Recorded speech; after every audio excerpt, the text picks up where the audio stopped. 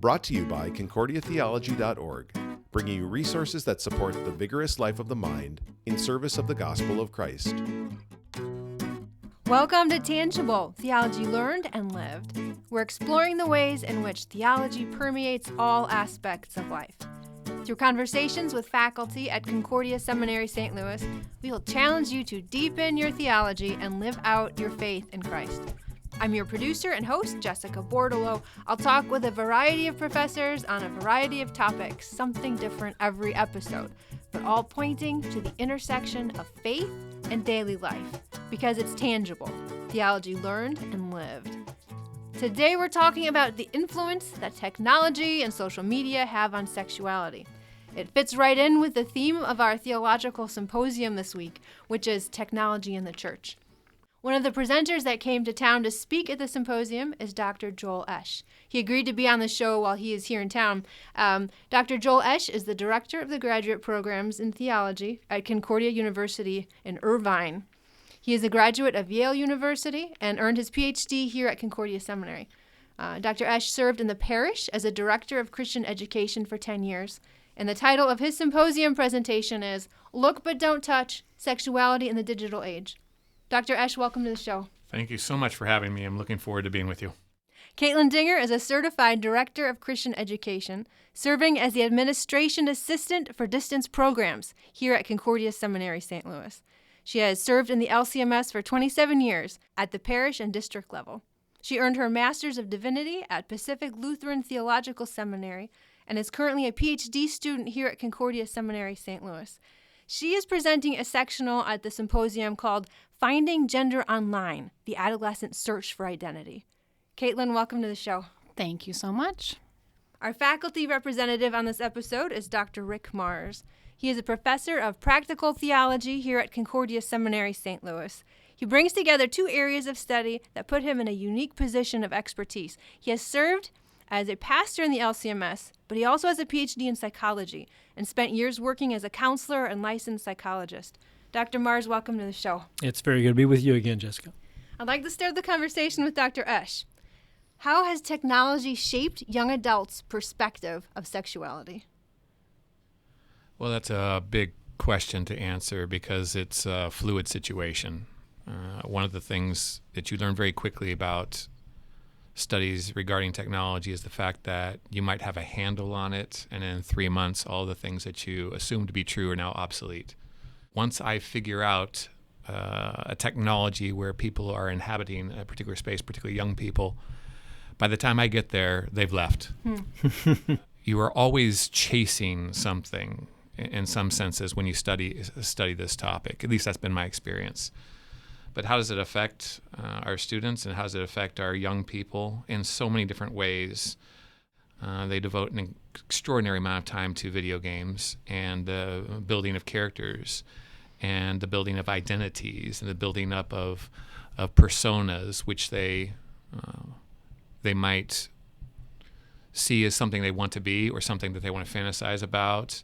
You'll see how sexual attitudes are overlaid upon such games.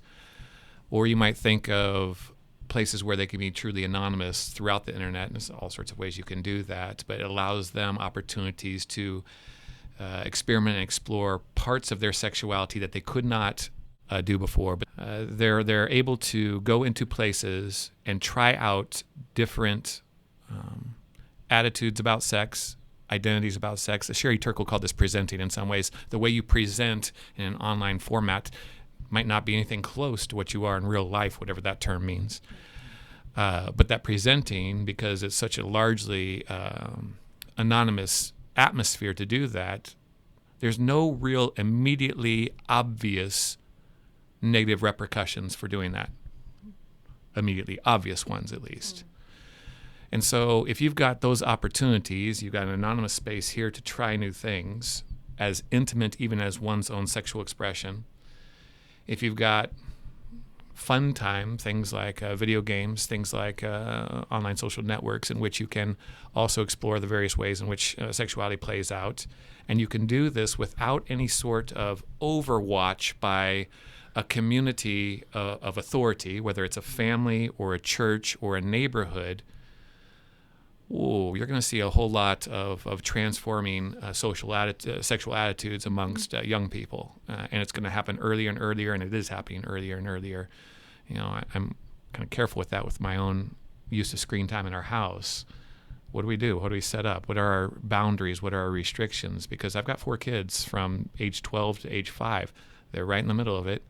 And I don't want to be the kind of father, Christian father particularly, who lets decisions land on me. I would rather be intentional on the front side and say, these are the values that we have in this house. These are the concerns we have regarding these particular devices. So let's come across, let's have a family decision. Let's have a good, effective strategy for dealing with some of these challenges. Because I don't want them to be steering themselves closer and closer to the world's vision of what sexuality can and should be, but closer and closer to the biblical model. And it's more and more of a challenge each day. So, Caitlin, I saw you nodding your head. I know you have kids in that age category as well at home. Our kids are into Minecraft. We thought that was a safe boundary. They had a few little YouTubers that they liked to follow on that particular subject. But yes, we had to take YouTube off our smart TV because they were getting outside the boundaries, and they start clicking next video. Here's the suggested video. What comes next? This might be something that the listeners know about. There's a very popular YouTuber. I think he's on Twitch also, Mr. Beast. Sure. He's like the most famous one out there, right? Right? Is Makes it a YouTube? Fortune. Yeah. He's YouTube, right? But he's expanded beyond that for sure. But now there's some like transgender thing with Mr. Beast. And so it's this controversy kind of thing. Are parents going to let their children keep watching Mr. Beast because now there's this sexuality issue that has come into the Mr. Beast world? That we're stopping the problem before it even begins. And so we just said no more YouTube. We're not going to watch that. At least not going to allow the children unfettered access to YouTube. Yeah, there's been a lot of talk at the symposium about Jonathan Haidt's book, The Anxious Generation, and he's a fabulous writer and a really good thinker. And the main thesis of that is to say that in the real world, the embodied world, parents have unfortunately put far too many boundaries and swarmed their kids to keep them from these imagined dangers such as stranger danger or kidnappings and things like that. But they have completely failed at the task regarding their protections on the online world. So they're far too underprotective when it comes to the online world. And I think there is something important here, which is, in one sense, parents feel like they don't have the expertise to navigate the online world. They weren't born into it. So they know generally what it was like before the internet. They knew what it was like before smartphones. They knew what it was like to play with neighborhood kids, skin your knees, come in with grass stains, drink from the outside hose, and that was a part of the human experience. But the kids that are born now these days, and again, it makes me sound like I'm a get off my lawn kind of old guy, but the kids these days have always had these devices, and they have mastered them become so fluent in them so quickly that the actual expert in the household is not the parent. Oh, absolutely. And because it's not the parent, the kid will leverage and this sounds bad, manipulate the parents into expanding their ability to watch what they want to watch. Oh, mom, dad, this is okay. This is a good channel. They don't do this. Right. Except that it's just a complete tidal wave that's coming in, and each next video is stretching that boundary more and more. And what the parent does is says, this is too much information to take in. So the easy choice is to say, okay.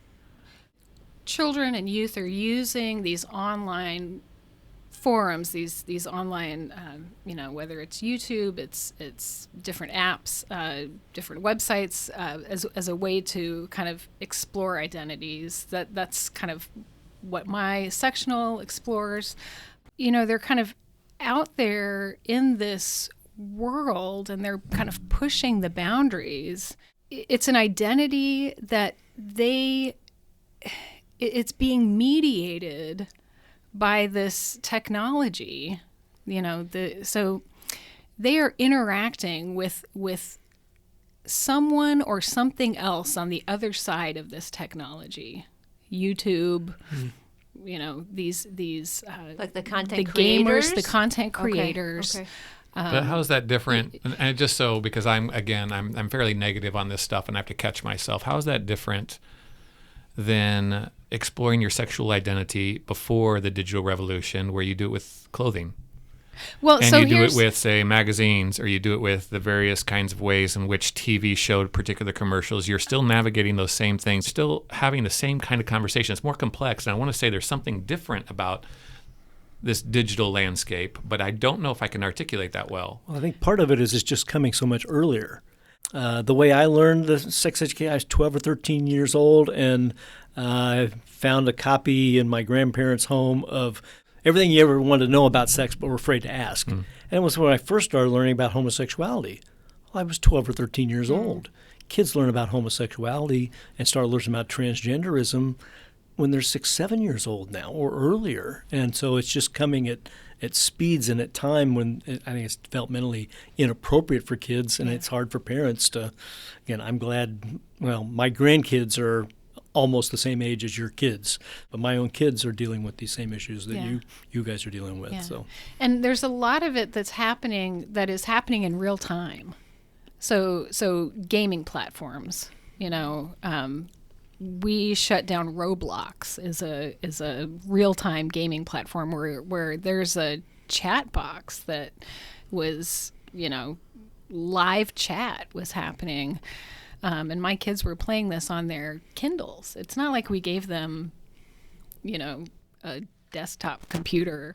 But all of a sudden, we lost the ability to turn off the chat feature. There was no ability to kind of shut out strangers.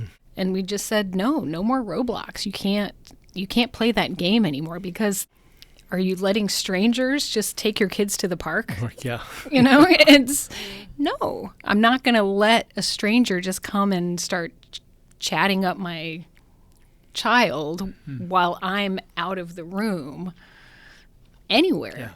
Yeah, I'm struggling with that with my oldest now, because he's 12, and now he told me just the other day, he says, Dad, isn't it weird that I'm going to be a teenager soon? I'm like grabbing onto the desk just to steady myself, couldn't believe it. Part of the job of a parent, we are not raising kids, we're raising adults to be, and we have to prepare them that adult life is not going to be this sheltered experience like you've lived in the Esch household.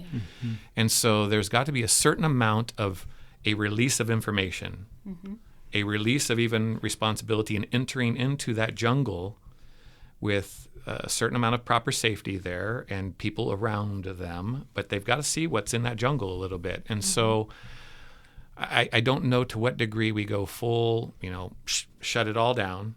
And I know there are times for that. We've done that, what you were saying before too. We've said, nope, that's over the line. And so one of the ways I've tried to enter into that, maybe this is a mistake, but there are times where I said, well, why don't we play together? We'll do some game together so that I can properly say, first of all, this is a good amount of fun that we can have as a father and son, and that I can also circumscribe that with time limits. We're going to play 2 games, and then we'll be done, and then why don't you help me with dinner, or let's go outside in the back and throw the football or something to that effect. That it is not an ongoing thing, that we're trying to foster, or how should I say this, we are trying to create a bulwark against like some sort of addiction that can come so easily by inculcating particular virtues to say, these are the kinds of people we want to be in life. These are the kind, we want to be Christ-following people who have our priorities set. And that hierarchy of priorities, being online, is very, very low. It doesn't mean it's non-existent, and it doesn't mean it's not even not important. But there's a time and place for it. So our mantra, as though we've failed in this mantra over and over again, but we say it over and over again to try to remind us, people are more important than screens. People are more important than screens. If it's screen time, but there comes a neighbor who comes on over, screen time goes off, because that neighbor is far more important, even if you lose your screen time privileges for a day. And we've got we have small little window screen time every day, and then we've got a Friday that's a screen fast day. Every week. So we have very circumscribed limits. But even if Nana and Papa come on over to the house and it happens to be during screen time, sorry, screen time loses, and I don't care what griping you're going to give me, because we're trying to inculcate these virtues. Failing, but we're trying. and hopefully with confession and absolution, and say, hey, Dad, I really blew it today, and we'll hear that. And sometimes I have to say, hey, son, I really blew it today. You've seen me 4 hours today, and 3 hours I was on my cell phone trying to knock out some work that I had to get done. That's not okay. It starts with the adult in the room and what they look like, their relationship with technology is. Right. And if it's an unhealthy one, what do you think's going to... How far do you think that apple is going to fall from the tree? We kind of wonder why we're so indignant about our kids doing it when we have our heads buried in it. Yeah. So we need to model. We need to understand. I think, I'm trying to think about that as a way of modeling. But we need to be honest with our kids that not everything online is safe. I think that's a learning process for our kids. It just like it was a learning process for a lot of adults as these new, how quickly did pornography take over the internet? Yeah. But we can be honest about that with our kids. And again, we've had these conversations with our older two where they just think, oh, this person is, when we were having the Roblox conversation, well, this person was chatting with me and he was telling me about this game and I'm going to go over and join this game that they set up over there. Oh, you're not going anywhere in that chat. Not everyone that you talk with online is who they say they are. Yeah. Because you can't see that person behind their screen. But in some ways, there's some safeguarding there that needs to happen. And I think especially around sexuality, I come at it from a safeguarding place. How many of our congregations have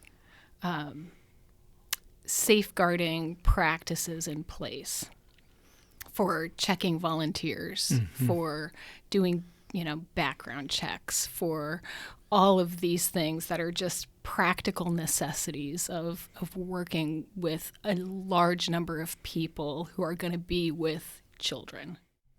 We need to be thinking about that and how we allow them, again, this open, unfettered access to apps and online games, and Haidt's book, talks about the phone-based childhood, anything that has internet access, that's out there, gaming systems, computer systems, phones, everything that they're allowed to connect to the internet. One of you used the term stranger danger earlier. Right. And we talk about that in the physical world, but how do we not think about that in the digital world when we know at best there are engineers writing algorithms that are trying to sell us more things, but they're also just people that are wanting to say bad things, do bad things, have bad influences on children and others. So, and I think sexuality is such a once harm has been done in that area, it is so hard to heal from that harm for a child who is traumatized, and I mean, I say traumatized, but it could be they open up a page and they are, confronted with a pornographic image. And that's their first, sexual experience. That's traumatizing for a 6-year-old, 7, 8-year-old to have, pornography be the first time they're ever seeing anything sexual. And it's not soft. It's what's out there on the internet now is very graphic images. And so that's where we have to be thinking about how can we safeguard our children and not just young, but then teaching them why are we even doing this? Why is safeguarding even necessary? Well, because not everybody out there wants to,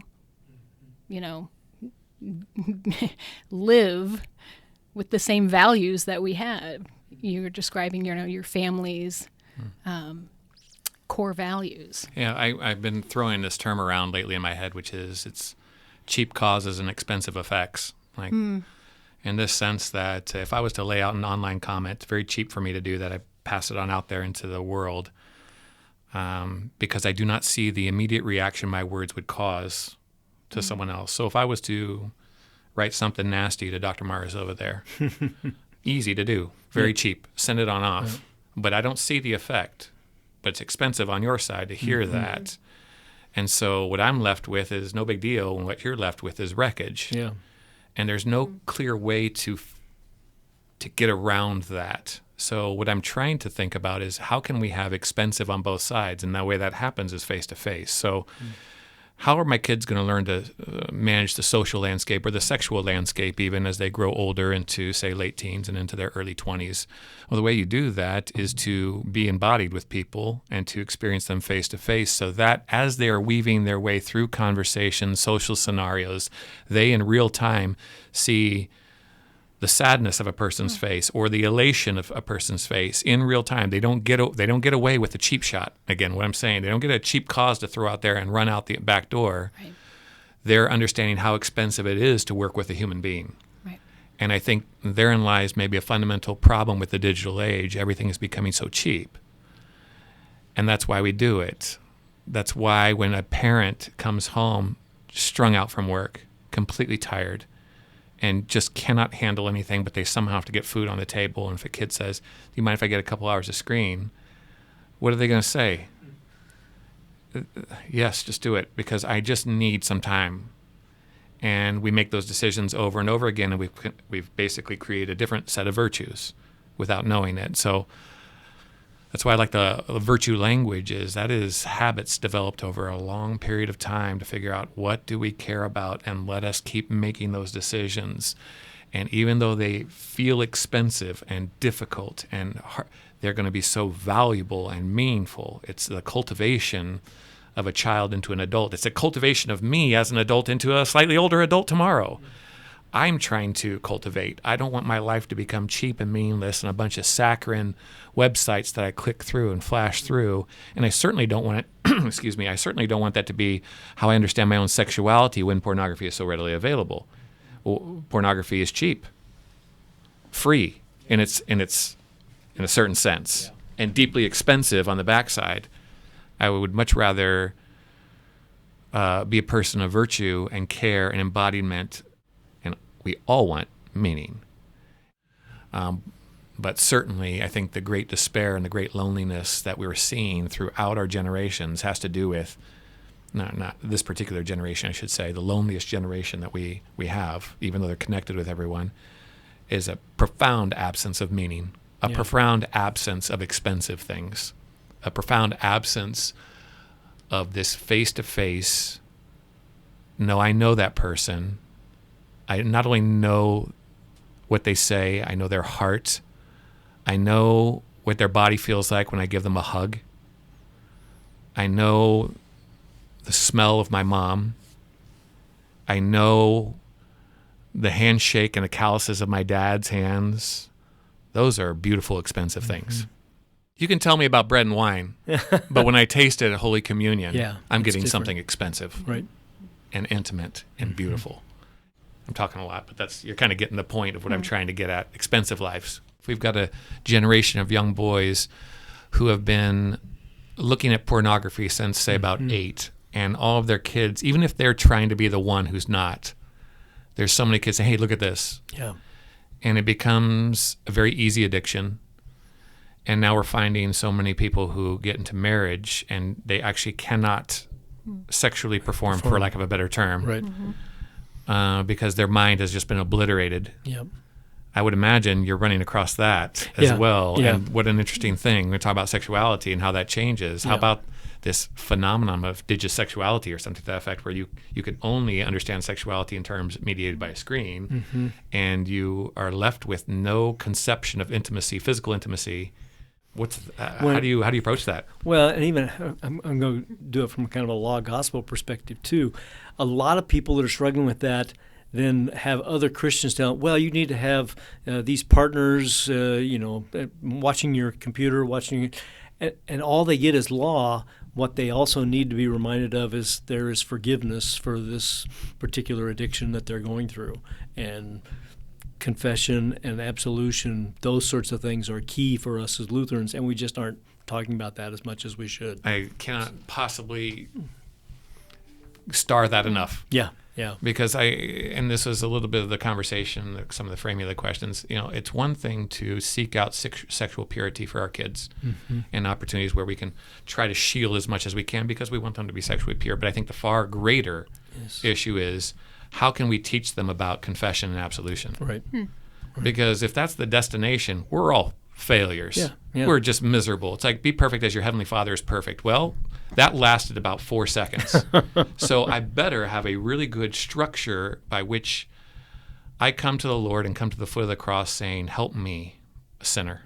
Help me not only receive that grace, but understand it and then also give it to other people. And so rather than this golden, pure sexuality that we were so hoping for people, that seems to be the false move. Right. The true move is, how do we understand actual lived Christian life, and what does that mean to be covered in the blood of the cross? That Christ, that they would know Christ, that they would know his forgiveness, seems far more important to me than making sure my kid doesn't check off a particular box by some random morality. Right. So I love hearing that. Forgiveness has to be at the core of our conversation whenever we're talking about digital expressions of sexuality. Shoot, any part of any form of cultural life, forgiveness for the Lutheran, certainly for the Christian, should be right in the middle. It has to be in the middle. Otherwise, we have no hope. Yeah. We have no hope.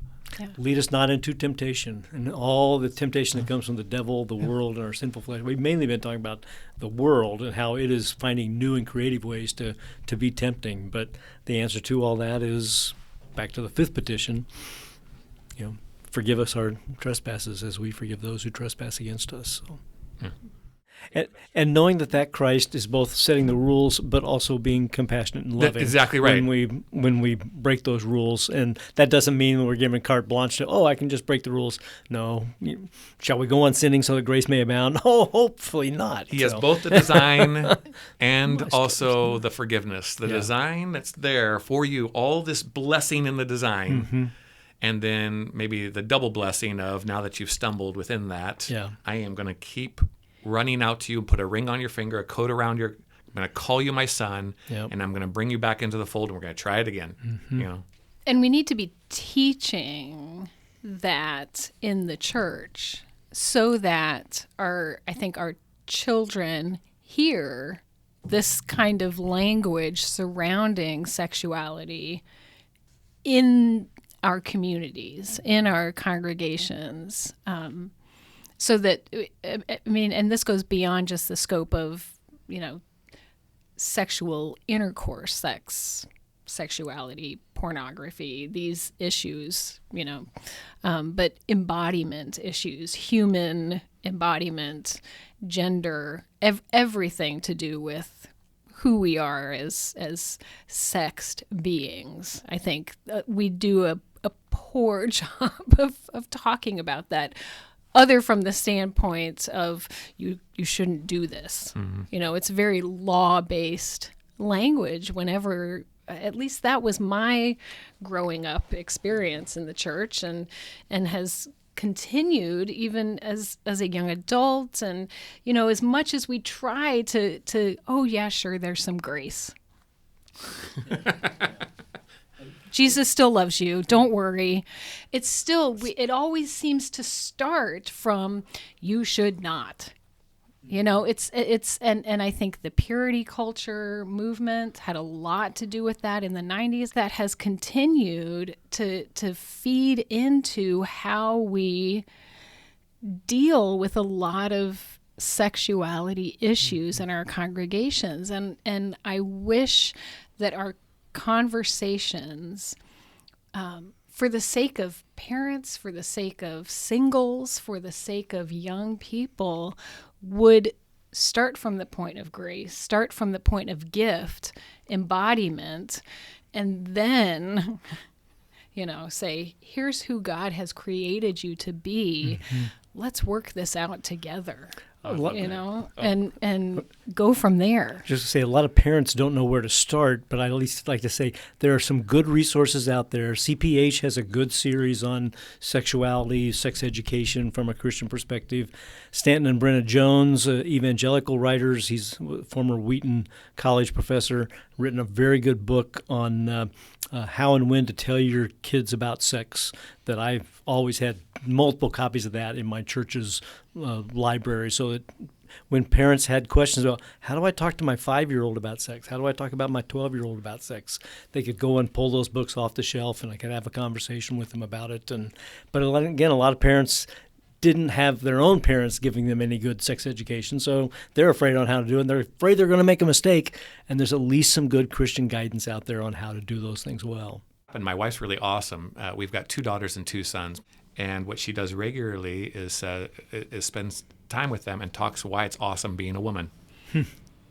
As opposed to the don't do. Right. What is the positive value? She says, guys, it is so awesome to be a girl, and this is why it's awesome to be a girl. And they'll have their girls' time together, fostering that individual. This is what makes you beautiful in your own individual female way. And I'm trying to now kind of supplement that with the boys' time. It's like, this is what you guys have to offer the world in a particularly unique way.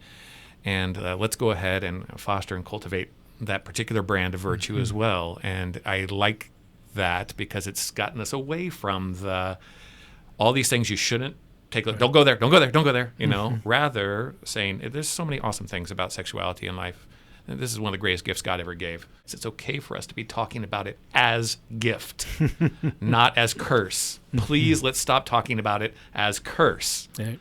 And then also talking just about our human bodies. If we could teach in the church about our bodies as gift, and that's, I think, the embodiment issue of what our bodies do. I love the CPH books that teach about human sexuality because they also just teach about the differences between boys and girls. I mean, all kids go through this stage where they're like, well, what's the difference?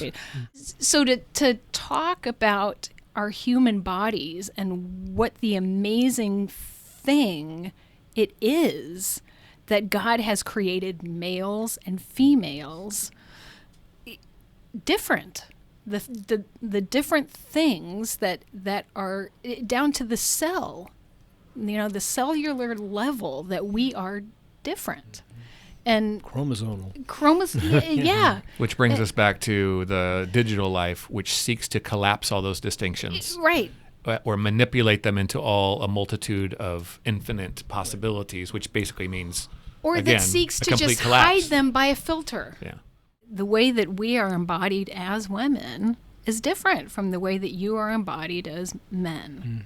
Let's celebrate that. It's a difference for a purpose, for a reason. We are each, in our embodiment, we are unrepeatable, and that's on purpose.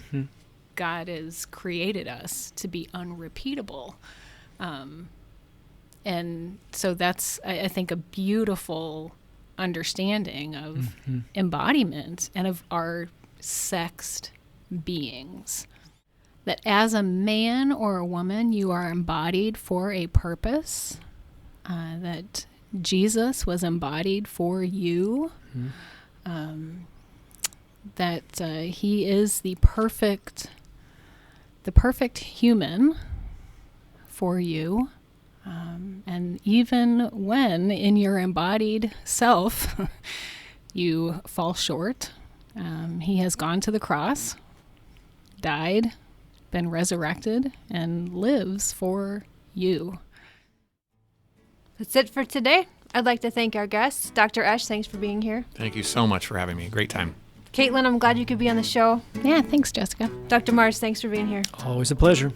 And thank you for listening. You can find more episodes of Tangible on all the major hosting apps or on our website, concordiatheology.org. We have a lot more resources there. Check it out. I'm your producer and host, Jessica Bordolo. Join me next time when we talk about the intersection of theology and daily life, because it's tangible. Theology learned and lived.